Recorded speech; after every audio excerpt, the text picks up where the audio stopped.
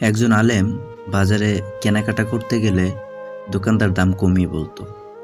সে পণ্যের দাম 200 টাকা, বিক্রেতার দাম চাইতো 150 টাকা।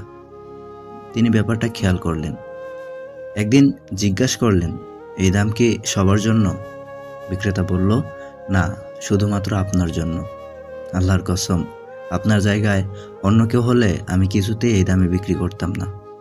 সে আলেম বুঝতে পারলেন, তার সম্মানার্থে বিক্রেতা ক্রয় মূল্যেই বিক্রি করে দেয়। আলেম হবার কারণে তাকে এই সম্মান দেখায়। তিনি চাইলে এই সুযোগ কাজে লাগাতে পারতেন, কিন্তু তার মনে হলো এতে করে আল্লাহ তাআলা দুনিয়াতেই তাকে সব দিয়ে দেবেন।